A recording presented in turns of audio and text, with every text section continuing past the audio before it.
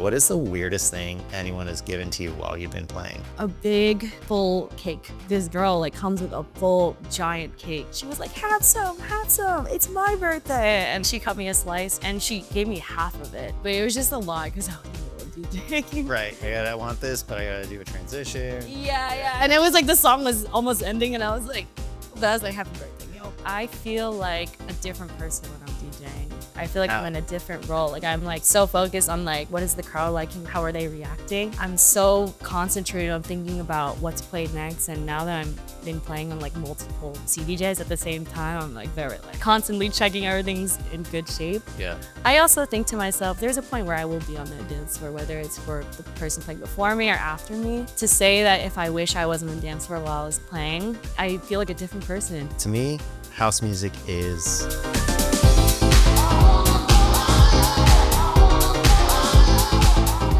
Bea, thanks for coming over to Tiny Table Radio. It's great to have you on this beautiful, sunny, finally we're out of the snow day. I know, right? Yeah. Thank you so much for having me. I gotta ask first before we go into your story here, what is the weirdest thing anyone has given to you while you've been playing? I think honestly, a big full cake. A full cake? Yeah, a full cake. Was it someone's birthday? Yeah, that's the thing. So I was in the middle of DJing and like this girl comes with a full giant cake. Like it was like one of those square ones and was like handing it to me. And I was like, what's going on? Cause I'm so locked in. Yeah. I was like, it's not my birthday. But she was like, have some, it's my birthday. And then I told her, I was like, yeah, I would love a slice. And she cut me a slice and I was just eating on it. And she gave me half of it. I guess it's because she was leaving, but it was just a lot because I was like in the middle of DJing. Right. Yeah. I want this, but I gotta do a transition. Yeah. And it was like the song was almost ending and I was like, happy birthday, Bill. Yeah, got you. I think I prefer that over a song request though for a birthday.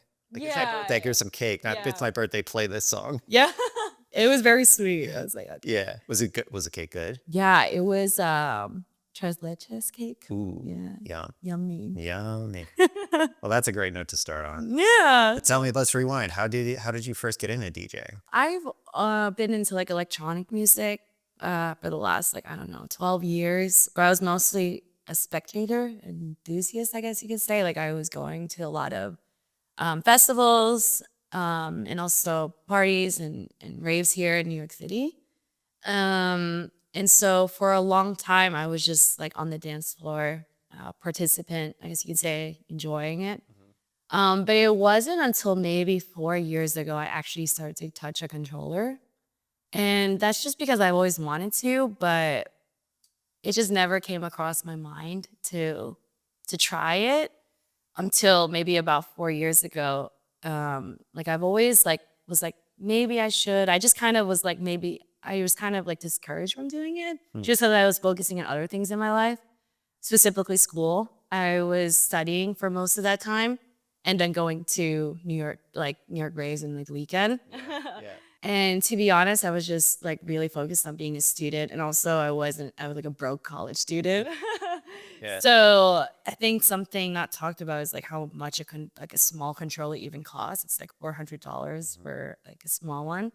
So I never really had that chance to do it, even though I kind of wanted to, until about 4 years ago, my family gave me a controller for Christmas. Nice. And that's how I started. Another Christmas story. Yeah. We've had another guest on here, Jay Pick. He was like, when he was 15, his parents got him like an old Gemini DJ in a box. So oh, that's so sweet. So Christmas gifts are the way to go. Keep that on the list. Yeah. And you said, you were kind of resistant to the idea of getting started for a couple of different reasons. Does any of that have to do with your background or your upbringing at all? So I come from a traditional Asian upbringing. My parents are from the Philippines. They're immigrants, and I was born here in New York City. And basically, I mean, the idea of like school and getting a job, being successful in that way was really drilled in my head. Eventually, fast forward, I did do that. I did go to school. I got a master's degree. I did get like a good corporate job. And that was about 4 years ago. And I was like, okay, well, what now? I want to, I've always been a creative person, but it was just kind of like put to the side. It was just like a hobby. After I achieved all of that, I was like, well, now what? that really, I think, also coincided with my motivation to really start and pursue DJing. I mean, your parents got you a controller, so do Yeah. you feel like they're supportive of this endeavor, or is it one of those conflicts where they're like, no, you need to like keep working hard, and or how are they seeing it? They're super supportive now. They love it. And actually, I think that's the most excited. Whenever they see me play, they're so excited. Nice. And it's funny when they introduce me to other people, that's the first thing they say about me. Like, oh, she's a DJ. You're like, yeah, that's funny. I love it. Yeah, yeah. And I understand where they come from because I think they're just like, they just wanted me to be safe, successful. So I know that, you know, motivation in them was just really for me to be that way. Of course. You've said to me that your relationship with music is inherently physical. Yeah. So do you dance a lot when you play? I like when I have little moments. Okay. When I have little moments, I do. And I'm like, okay, I can just enjoy and let the song breathe and Dance a little bit. Yeah. But I'm still very much locked in on DJing. So I do feel it though. And I, you know, being a dancer for so long, like it really influences what I play. I'm like, is this going to make people dance? Do I want to dance to this? And that really motivates what I play and how the set goes. Yeah. So tell me a bit about your dancing background then. Yeah. So I've been dancing ever since I could stand. Like, wow, since I was 3 years old. And like my family is a lot of dancers. My dad is a dancer. My mom likes to dance. So it was just something that they started before I could even think about what dancing is. I was mostly doing ballet, jazz, like very traditional, like dance styles. And then I was going to school for it. I was competing. And then when I got to high school, I don't know what it is, but I think maybe it was the teenage years. I started to rebel and I was like, I don't want to do this. I want to do other things. So I actually stopped. And at the same time, like I was also exploring music and like just playing instead of dancing, I eventually became like part of the school band. So What'd you play? the drums. Oh, nice. Yeah, Nice. yeah. So, you know, going back to dancing, there was a little bit of a pause. And then after high school, I found it again, but through like shuffling and house dance. In the raves. Yeah, yeah. No, really. And that's when it kind of like my love for that came back. And it was on my own terms. And now I still do that. Do you ever wish that when you were DJing, you were out on the dance floor instead? I don't know, because that's a hard question because I feel like a different person when I'm DJing. I feel like I'm in a different role. Like I'm like so focused on like, okay, what are they liking? What is the crowd liking? How are they reacting? And I'm so concentrated on thinking about what to play next. And now that I'm been playing on like multiple CDJs at the same time, I'm like very like constantly checking everything's in good shape. Yeah.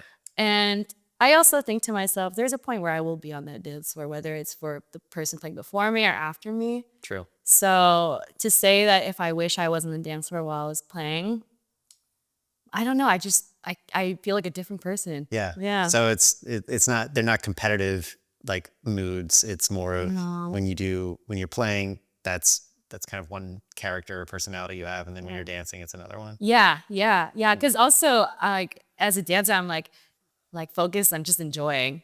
I'm not really thinking about, you know, anything else. But then when I'm on the other side, I'm like, is this all going okay? Like, yeah. Totally. Yeah. You're just like, you get lost in the music when you dance, but then it's like, all right, what's going on here? Yeah, absolutely. I need to take some of that energy on the dance floor because I'm just technical by nature. So like, if I hear something or see something that I think is off, like I try to like forget about it and just dance and lose myself, but I still can't help but think about it. Well, yeah, that's still in my head too. I'm like, once you like start DJing, like you can't let it go. Like It's bad. It's bad. Yeah. They were like those people in the corner like judging, right? It really changes your mindset. It's kind of crazy. Like the way you listen to music, the way you listen to mixing. Yeah. So You were a promoter for a collective for a few years. Wow. In Paris, I believe, right? Yeah. Yeah. What did you learn about the industry that you feel like was helpful for you going into this phase of actually DJing? So that was at the time when I was living abroad in Paris, and in Madrid as well. So I was doing my master's degree there, and then just by partying there and like meeting people, I eventually got involved with a collective called Possession. It's a queer techno collective that no longer is running anymore, but at the time was huge. Like they had super big like events, and it was just a matter of like meeting like people, like, and just so happened to get there. And it's actually a queer techno collective. Yeah, it's something I learned. It was like very small. It just kind of grew over the years when it first started. And so I really got to see its growth of becoming like, an underground collective to eventually becoming something with like a lot of people going to these events. I just really understood that the underground like comes with community. It takes a lot of people to grow. Because it originally started just like a very small team. It wasn't like a big production company. It was just like 2 people, really. It comes naturally, like growth and change. You can't really force something to just be big, so you have to put in the time and effort. And also like finding who you are catering to or like who you want to be surrounded with will help you grow. Part of what you want to do is educate your audience, people who have connected with you, and sort of reclaim the why behind the music. Yeah. How have you been doing that? So a recent endeavor, as in like the last few months, is getting into vinyl. Nice. Yeah, and there's so much history with digging, especially in house music or just in general, like all these genres. I mean, in any genre across the world, like there's so much history about how that came to be or what genre preceded that. And so recently with vinyl, I've been collecting like a lot of like global groove kind of music. So basically like, I don't know, for example, disco, salsa, a mambo, dance hall, house track. I just found an Indian house track or Indian drum and bass track, which is super cool. Just by simply researching, I'm like, well, how did that come to be? Like, how did that part of the world get influenced by another genre across the world? Yeah. And so I've just been sharing that like on Instagram.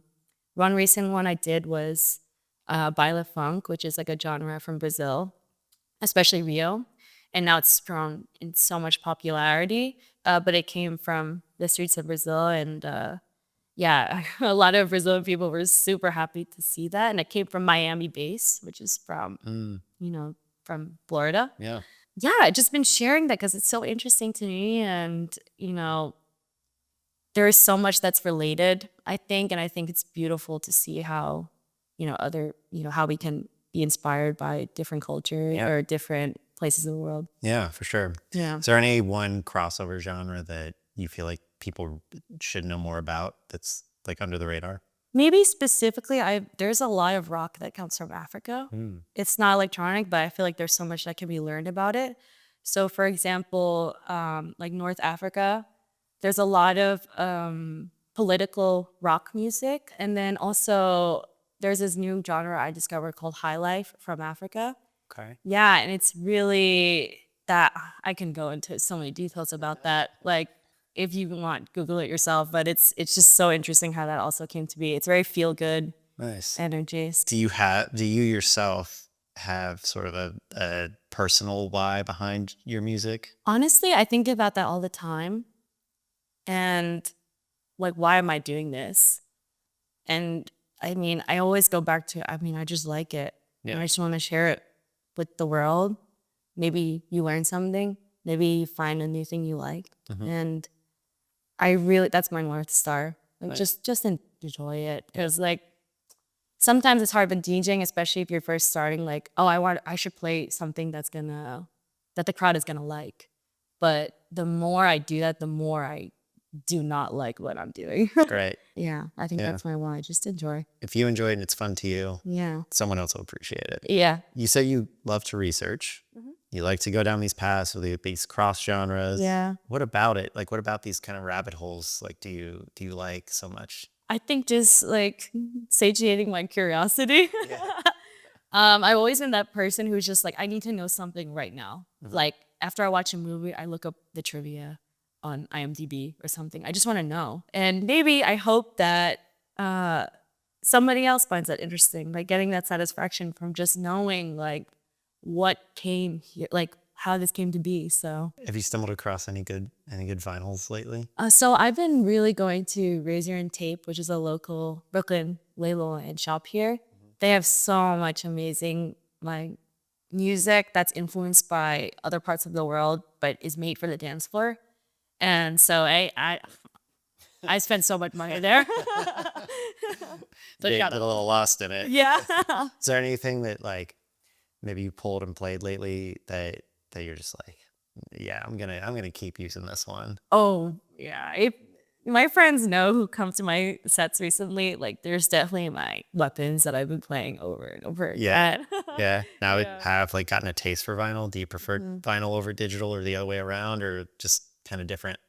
So far right now, I mean, of course, digital, it's like you have a lot more flexibility, but so which I like, but also now that vinyl and turntablism is newer for me, I'm super interested in it just because it's like its own culture. I think something I really like with vinyl is that going to record shops, like wherever in the US or in the world, like it's such a culture in the fact that it's very social, actually. I just went to San Francisco. I went to Amoeba Music, which is a big record shop there. Huge. And somebody saw me like carrying a bunch of house records.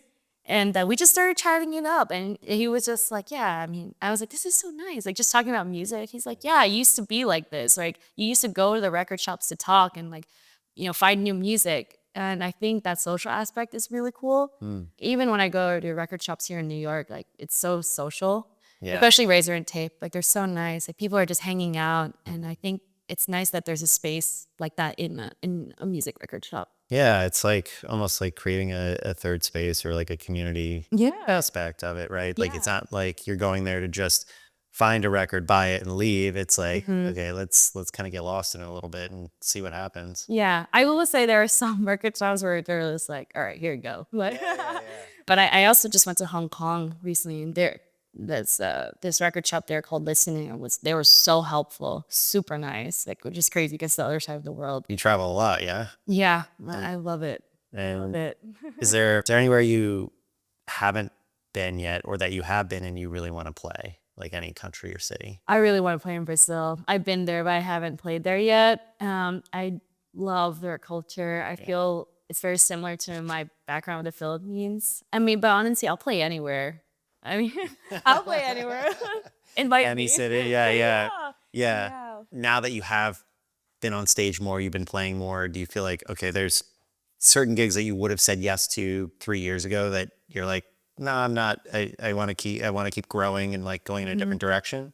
Oh, absolutely. I think that's something I had to learn is like saying no. I'm a very yes woman. Like I say yes to a lot of things. You're very curious too, so like that kind of goes hand in hand, I think, right? You're like, oh, let me learn about that or do that. Yeah. Yeah, and like honestly, like I'm very open minded. Like I like listening to other genres. So, but now part of this journey is discovering what I actually want to play. Also, my time and energy is limited, so that's also very important to saying yes and no to certain opportunities. Like, is this something that's gonna give me joy? Is it also something that will help me grow as well? Or am I just saying yes to say yes? Yeah. And you mentioned that, the traditional like Asian mentality is, regarding creative careers might have held you back. Your parents have been supportive, which is nice. But what are some ways that something you've dealt with and that you've overcome? Like, how have you kind of put yourself past that and been able to actually get yourself on stage and kind of like work through that mindset? Yeah, it's really interesting because my parents have like put me on a stage while dancing since I was like 3 years old. So, it's always been a part of me where I'm just like performance it's like second nature to me. And so, but it always, all the creative pursuits, I was really into drawing. I was really artistic. And also music. I've been playing music since I was piano since I was 8 years old. And so, but it was always seen as like a hobby. Whereas school, especially the sciences, was like the focus of your life. Yeah. And so, I did do that. I went to school. did really well, even getting like my master's degree. And so in computer science, which is very like technical. Um, and so, but creativity was always there in the background. And so, it took, once I finished all of that, to really just pursue it and see, wow, I can do this, and, even make a living out of it. Yeah. Really. Do you feel like that was more like an internal battle within yourself of like, what's holding you back, or thinking, or just believing that, okay, well, I have to have this like technical career versus try something creative? I think so. Yeah. I didn't even think of, pursuing creativity full time, honestly. Like never, until maybe recently. Okay. Just because that's all I knew at the time. I didn't really know anybody either who did creativity full time, like creative jobs full time, whether it's a photographer or artist but now that, as I got older, I met so many wonderful people in New York who are super successful and passionate what they do, especially with music and DJ. I'm like, wow, it's possible. Is that the dream for you to do this full time? Yeah. Yeah. Yeah, it is. What has been one of the bigger challenges you faced so far in your DJ career pursuit? Honestly, and I think it's a common problem in New York, is just like balancing everything with, your creative pursuit. I have a day job, and I don't think that's talked about enough, is a lot of people do in New York. It's really difficult to live here because it's so expensive. Costs are high as opposed to like maybe other cities. And it's hard to like balance that plus, what you want to do outside of work. And I think that's really difficult, and finding that balance. Also, I care about my friends and family, like trying to, make everything work. I think that's like genuinely the biggest challenge, is trying to give as much energy and attention into all of these things I care about. Do you have any like strategies around how you stay balanced with all that and give your energy to all of these different places? Or do you just kind of like, what comes up is what the day is? Yeah, I mean, I genuinely try to, it's I think a yes and no thing again, like really trying to be intentional about that. So for example, like, when I was getting booked a lot, it was taking time away from other things like my friends and family. And so I think also intentionally taking breaks is something I had to learn. It's okay to stop for a bit, to continue and progress forward the next time, be more well rested for next time. Because there would be times where I was so dead and I couldn't even have like the social battery to hang out with my friends the next day, especially in this kind of life. Yeah. Recovery time seems to get longer and longer as the years go by. Of course, yeah, absolutely. Myself, but it's harder than it was in my 20s. Absolutely. What's one thing you know now that if you could go back and tell Bea, who was just starting, who just got that controller for Christmas, what would you tell her? Honestly, I wouldn't tell her anything. Yeah? No, I just let her go to do whatever she needs to do. She'll find her way. All right. Yeah. And she is. So where is she 10 years from now then? I hope she's happy and surrounded by, her loved ones doing what she loves. I think in any way, like maybe she'll change over the years, but the constant is like the people she's around, and also, her love for her art. Yeah. So I think she's happy. Nice. Good. What is your current creative process like for a gig, both, in the time before and while you're playing? Like, do you have, do you prep for sets, and are you very organized with your playlists, or do you just kind of like feel it and let it be? I really try to keep everything organized, as in like, having different genres or different moods, but it's getting harder and harder. Yeah. Just because I actually prepare based on the gig and like the venue, and also who's on the lineup.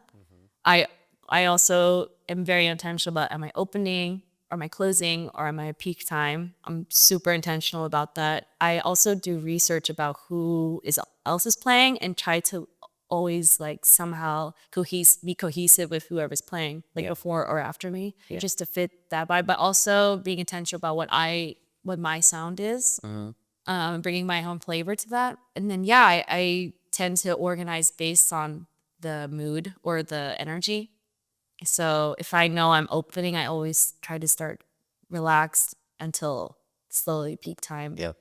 Or if I'm closing, maybe do the opposite, or maybe just keep going. Well, I have to say that that intention was very noticeable at the most recent event I heard you play, which was the Rave Girls party. Yeah. What was that, January, I think? Because it really was such a great build up and opening set. You did open the night, and I think that's a tougher thing than people realize to do, to not only, you know, get people moving and get the energy up, but also tee it up for who's coming next and Yeah. playing next. And I thought that you did a really great job of doing that. So I can tell that you put thought into it. Thank you. How much thought, though, when it comes to like, okay, let's say, for instance, let's isolate that. Maybe you can take me through like leading up to that show. Yeah. Did you just kind of like, obviously you probably did some research on who was playing after you, who bridge, but also like, how many tracks did you have? Maybe, you know, maybe it's not exact, just like ballpark rough figure, but take that intention and sort of make it into this package that you delivered on for that night. Oh, thank you. Yeah. Thank you.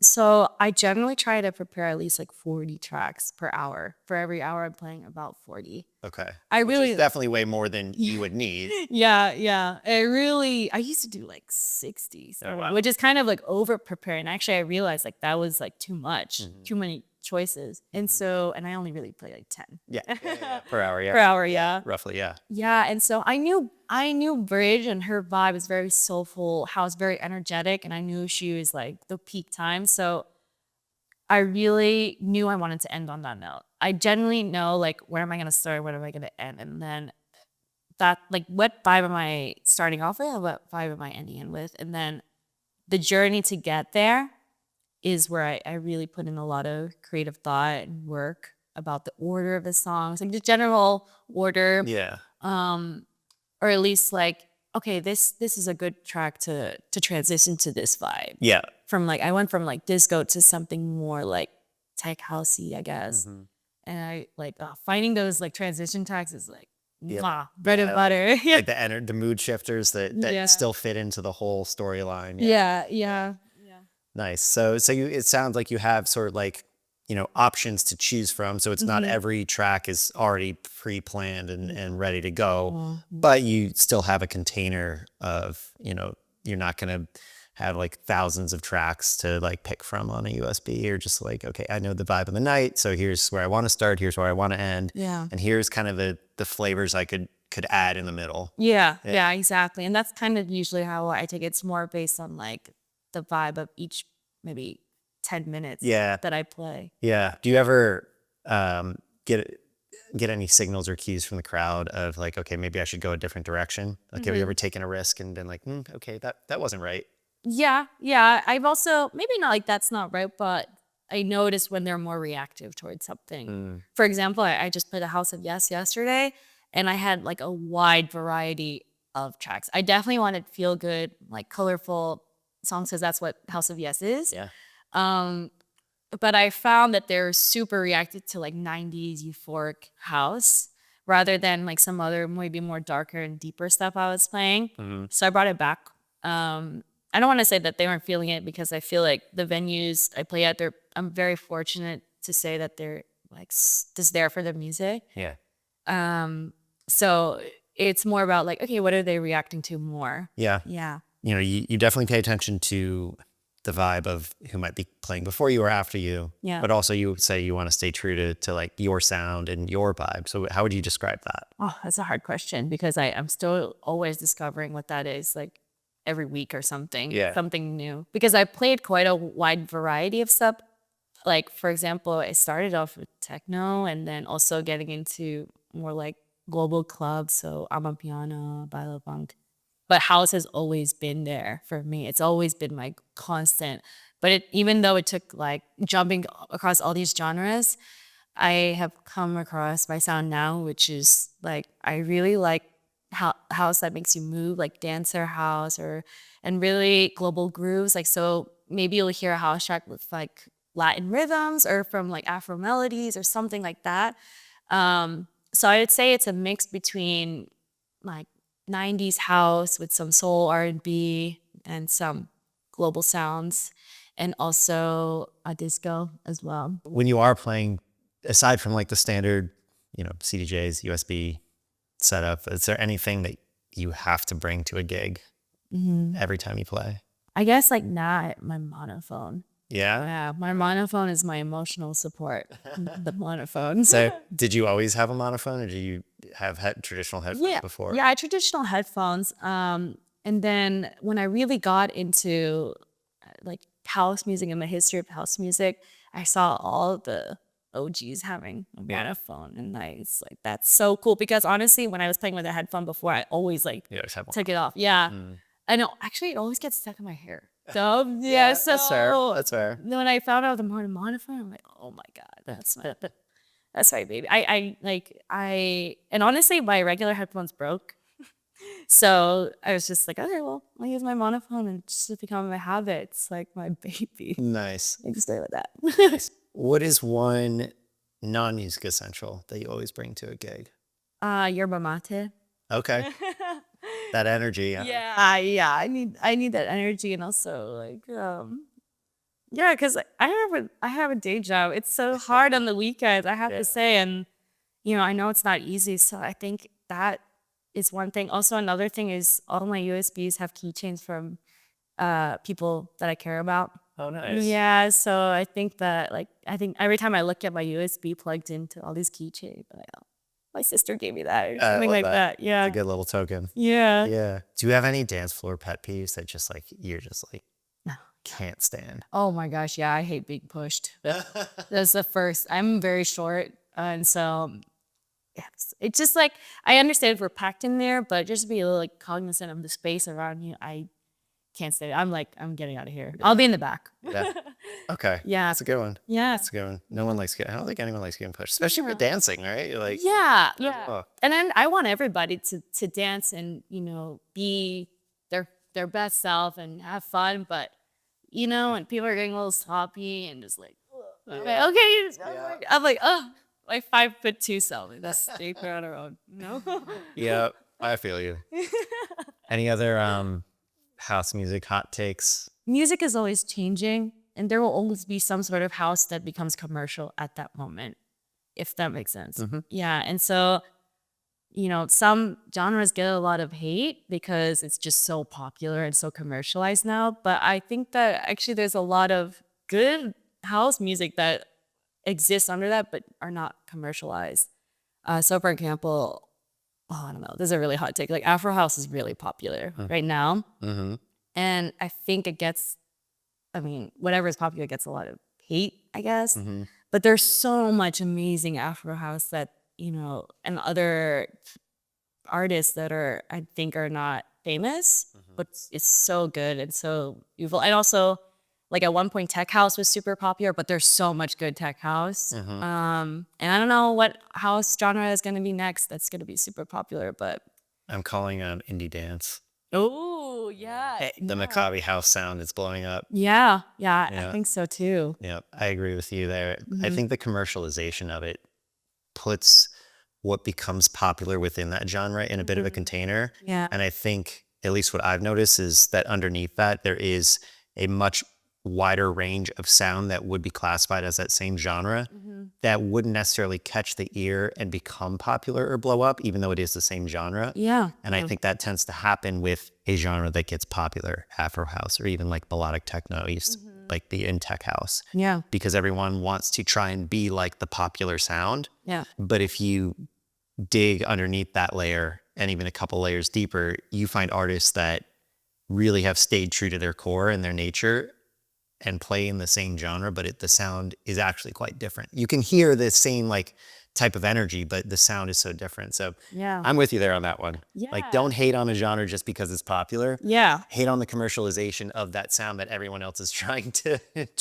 Exactly. That's exactly it. Yeah. And especially with like hunting for vinyl and record digging, you do hear like these sounds of like popular genres and so I think, I mean, even house, like classic 90s house had its turn of being the popular one. Yeah. And so, I feel like a big advice I've also gotten is just play whatever you want to play and make music that you want to make, because it'll always change. Well, it's been great to have you on. Just a few more questions for you. Yeah, thank you. Do you have any upcoming shows, gigs, anything that's in the works that you want to share with our listeners? Yeah, so I have a lot of gigs coming up. Well, I could probably check my resident advisor for that. But I'm releasing an EP. Okay. Yeah, like geared towards the summer. And in short, I'm trying to bring an Asian influence into house music. Okay. I feel like I've heard Latin influences and Afro influences, but I want to bring some Asian Okay. melodies into that. Yeah. How long? And we didn't even touch on your production. How long have you been producing? Oh, not that long. Okay. Not that long. It's only been like since last year. Okay. So this will be your first release ever. Yeah. So I'm like super How are you excited feeling for about it? Again, a new world for me. Yeah. Just like vinyl turntablism, this is also a new world. Okay. Yeah, but I'm excited about it. Okay. We'll just do a few rapid fire questions here that I couldn't expect to throw in, but Yeah. how long has that been going on? I produced like just for fun, like since last summer. So it's very recent, maybe like 6 months or something. Okay. And again, it's such a new world. Yeah. That I'm just trying out. Yeah. Self-taught, or have you taken any classes? YouTube, I've been friends? I've been taught by friends and YouTube Yeah. Academy. So Okay. yeah, and I mean, because it's something that I feel like I just have to do it. And I like DJing. I learned the best through other people and just like kind of doing it together. Yeah. So I'm very lucky to have very talented friends who have produced really beautiful things. So Nice. just doing it myself, and asking, hey, what would you do in this scenario? Okay. Yeah. Nice. So that's really helpful. Yeah. Sure. Well, I'm excited to hear that. Can't wait. Thank you. How many tracks are on that EP?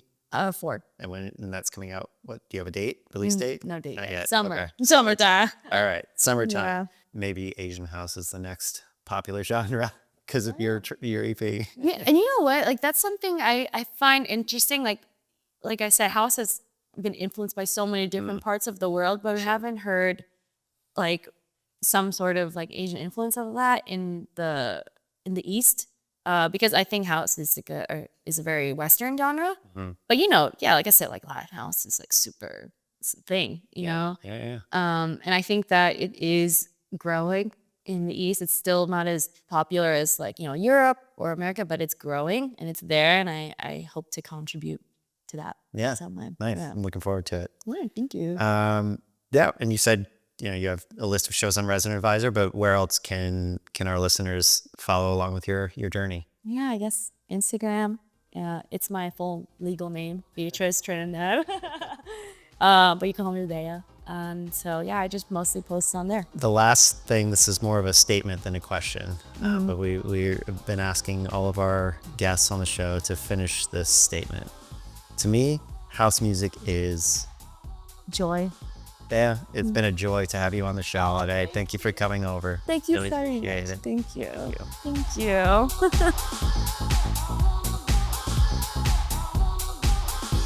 Thanks for listening to that latest interview on Tiny Table Radio. It would help a lot if you hit that subscribe button now so I can bring on more guests and keep this show going. So hit that subscribe button now, and we'll see you next time. Enjoy the set.